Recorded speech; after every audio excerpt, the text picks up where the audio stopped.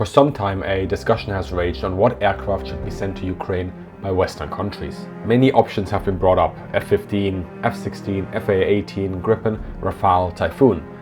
Well, perhaps not Typhoon. But many would like to see Ukraine get more modern fighter platforms to defeat the Russian forces in Ukraine and the invasion as a whole. And in recent months, the debate started to narrow down to two aircraft: the American F-16 and Sweden's JAS-39 Gripen.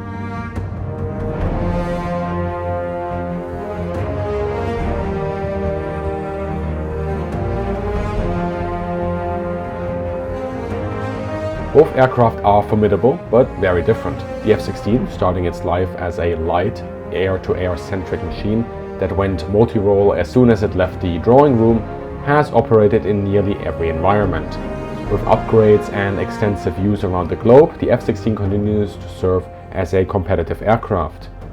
But while light and simple for American standards, it is also maintenance intensive, tricky on landings, and tends to be supported by a large logistical infrastructure, especially if compared to Sweden's Gripen.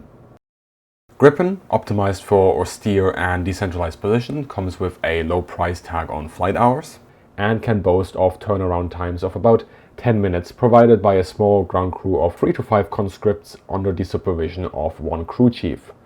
Though with a lighter weapons load and limited use outside of Sweden, Gripen has risen to become a favorite among many who would wish to see it adopted in the Ukrainian Air Force.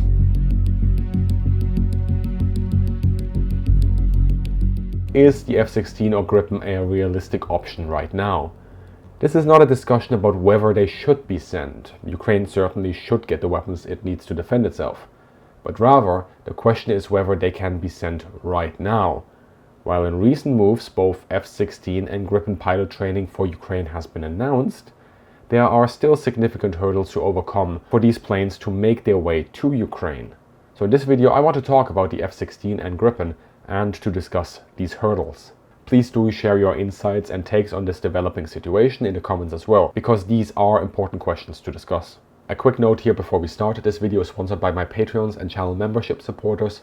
The support provided by you, my Patreons and channel members, allows me to focus on producing content outside of consideration for YouTube's ever-changing algorithm, and it also directly funds various projects like the Inside the Cockpit series. As patrons and channel members, you receive early access to videos, sneak peeks of upcoming projects, have access to our Discord servers, and you receive a free sign-up gift. You can have a look at the various support options in more detail in the description below. And now, let's talk about the F-16.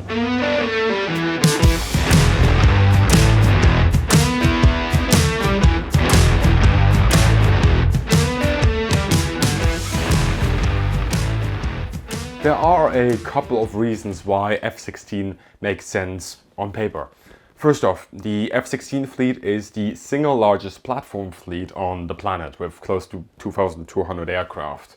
And of course the US maintains a very sizable fleet of over 700 aircraft, meaning it has a very large support infrastructure within NATO, but crucially the main overhaul and maintenance sites for Europe are, or well, were in this case, situated locally in Belgium and then in Poland.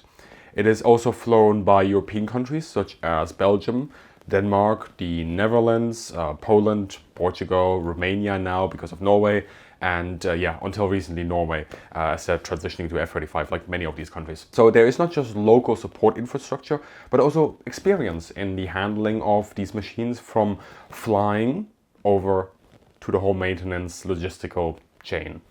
Likewise, many F-16 users are now transitioning to F-35, as I mentioned, meaning that those airframes are starting to free up eventually. Though, for example, in Norway's case, and I believe also in the Netherlands, some of these are already earmarked for other users. So that's something to keep in mind.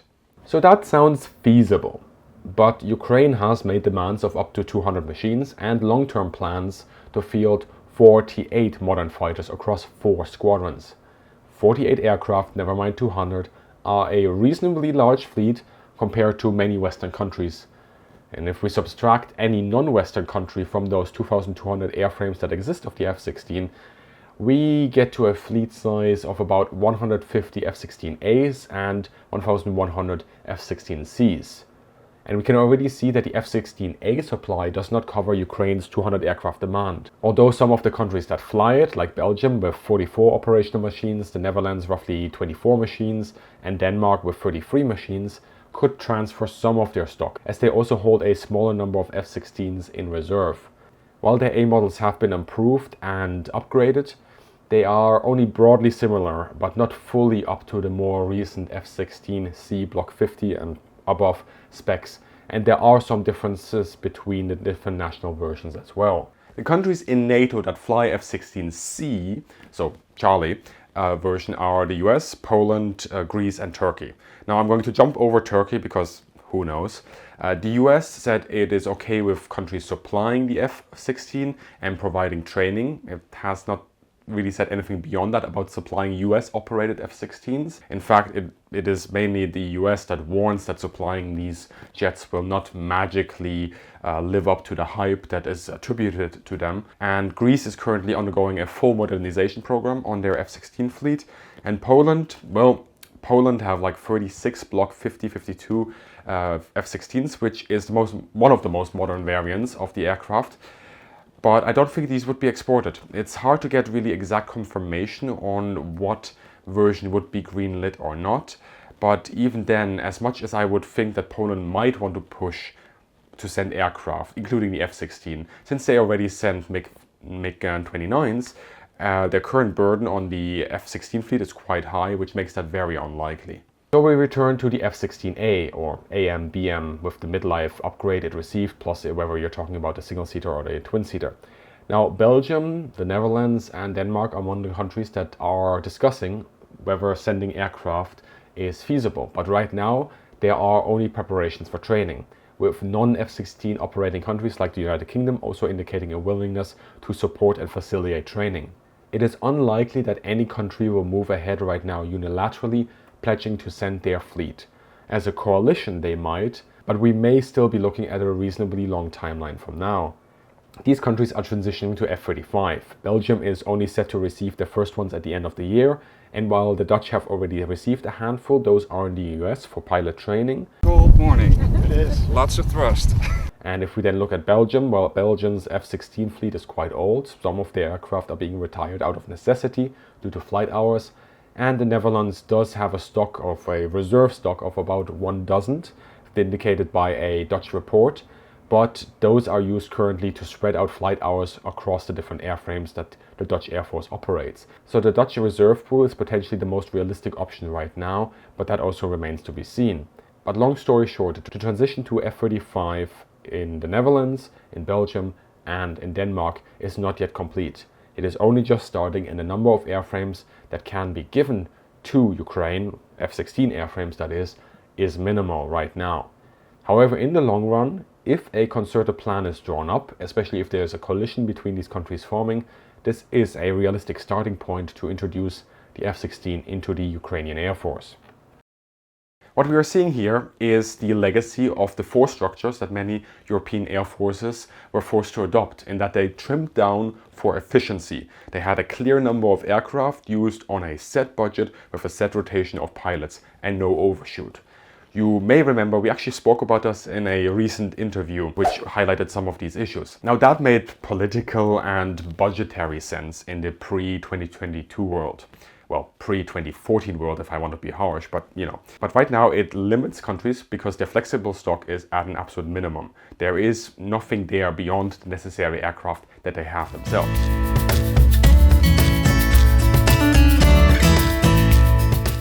Of course, at this point, training projections are also continuously discussed. On paper, this takes about a year, though we can cut off some days here and there.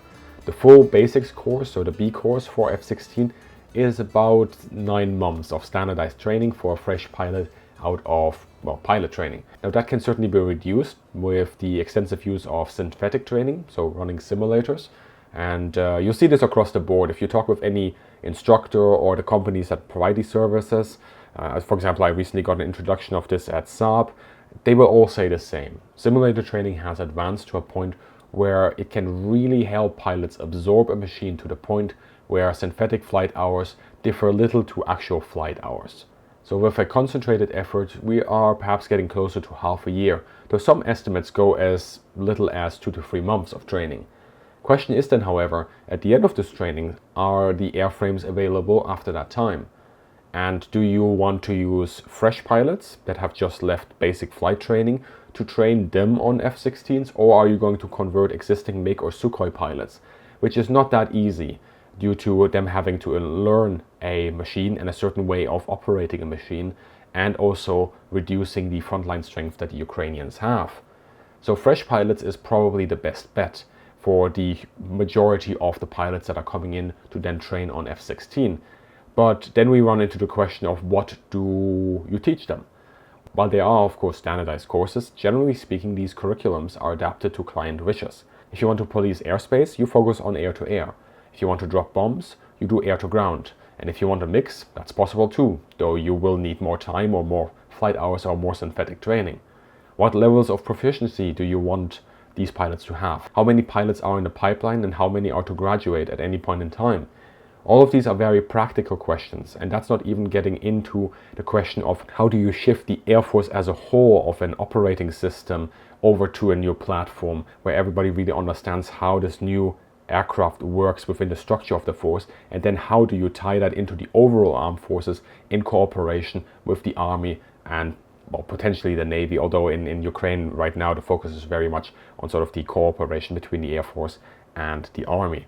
Well, those are the practical questions that are not only about getting the training done and about getting the planes over there, but also in conceptualizing what the force is meant to do once it receives those platforms and those capabilities.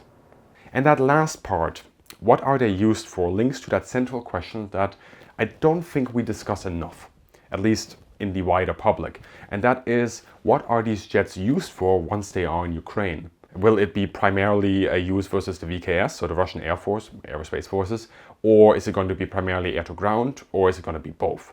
In the West, we are used to think in terms of flexible multi-role with a lot of enablers, AVACs, tankers, and so on. And we take it for granted, although the US is the only one that can pull it off consistently, that this is the way you use an Air Force. But this is very different to the more specialized Air Force platform centricity that Russia has, and because of that, because of the aircraft models and that military legacy, to a point, Ukraine has that as well. I'm going to pick up on that whole thought of train in a future video, so make sure to do the whole, the YouTube mumbo jumbo combo thing with subscribing and hitting that bell. Let me now turn, however, to our Swedish favorite, the Gripen.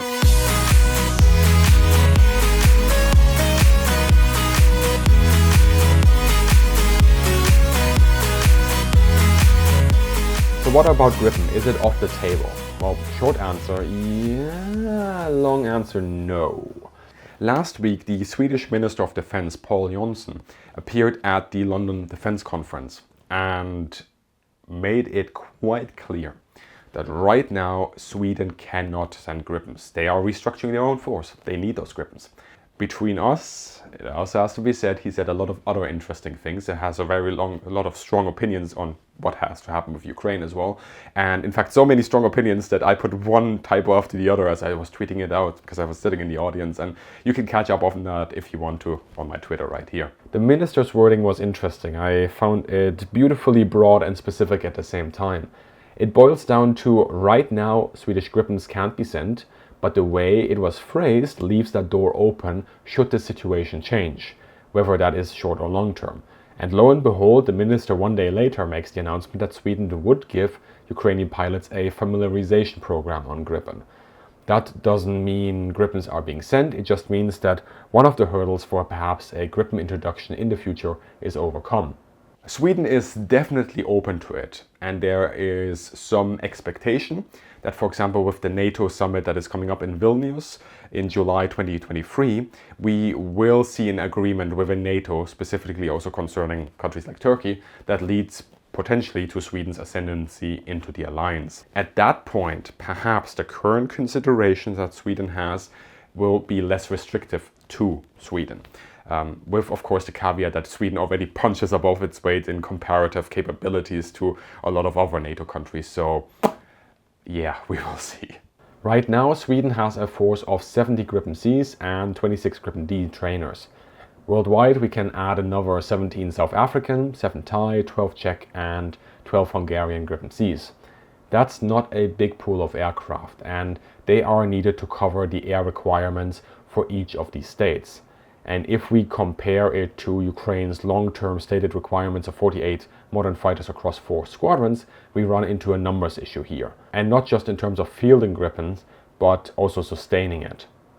Of course, we can say, well, there are 60 Gripen Es on order for Sweden and about 80-ish for Brazil, but those only started to slowly appear in November 2021.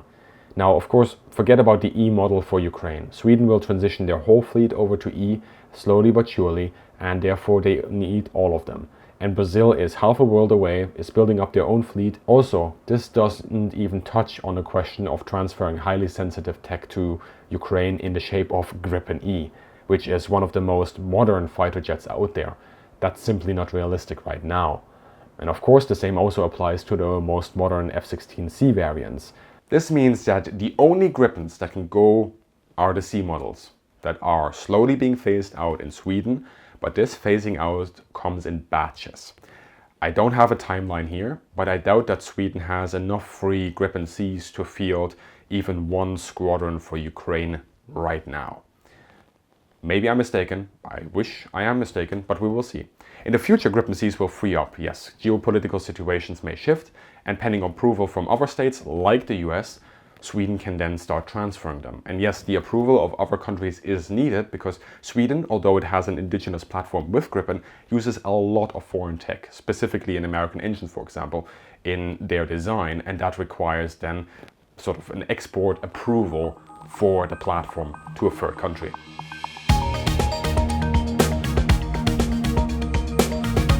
Now, I admit that these political, logistics and operational considerations aren't sexy discussion points in today's news, but they are the main elements that decide whether a platform is sent to Ukraine, when it is transferred and with what systems it is delivered. There is understandable excitement about the prospect of sending fighter jets, but at the same time it serves to remember that there is no silver bullet. Ukraine will require a continuous input of Western material to maintain this fight, from general supplies over to hardware such as APCs, tanks, artillery, air defense, yes, definitely air defense, and ammunition. Lots and lots of ammunition. So let me know what you think about this subject in the comments below, and as always, check out the description for support options as well as the sources for this video. And all of you legends, have a great day and see you in the sky.